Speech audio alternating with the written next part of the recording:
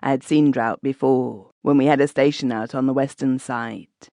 But this was reckoned to be something extra in the way of a drought. In Sydney, one would not know that there was anything particular the matter with the country. True, one found that the lawyers were all complaining that times were bad, a sure sign of business depression. And a few of one's old friends, who used to be working as clerks and shop assistants, were now doing casual labour work down at Darling Harbour. And many people one met wanted to know what prospects there were in the New Hebrides, or Africa, or China, anywhere out of Australia. But otherwise there seemed to be just as much money going in the city as ever.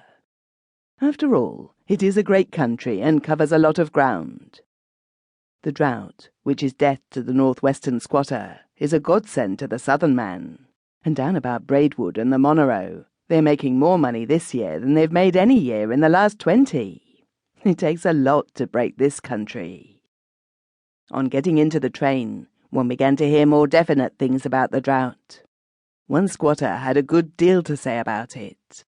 Up Tamworth way, he said, you can get a team of horses and a dray and a man to drive them for 10 shillings a week, provided you'll feed the horses.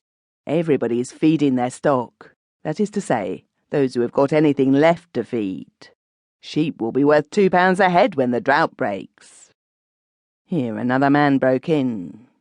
How can they ever be worth £2 a head? Who'll have £2 to give for a sheep?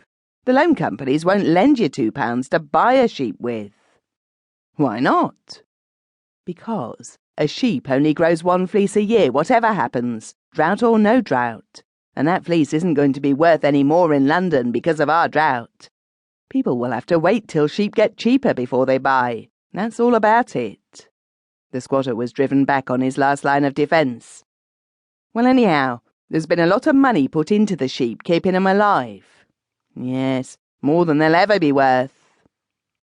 Oh, well, I wouldn't mind having a few thousand fats now, said the squatter.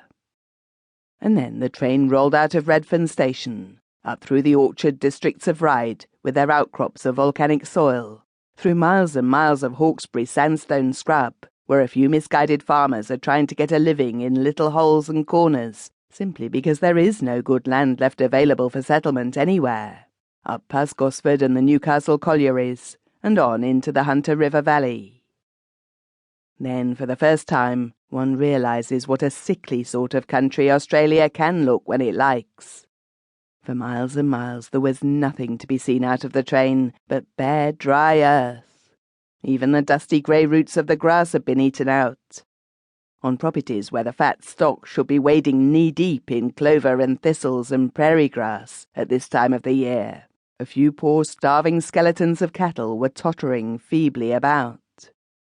At the railway stations, men talked to one another almost in whispers, and moved about quietly like men at a funeral. There was nothing to be done but wait. Overhead the sun blazed down brightly out of the clear wintry sky. Underneath, the ground, hard as adamant, lay and stared dumbly back. The shadeless, flowerless, fruitless gum trees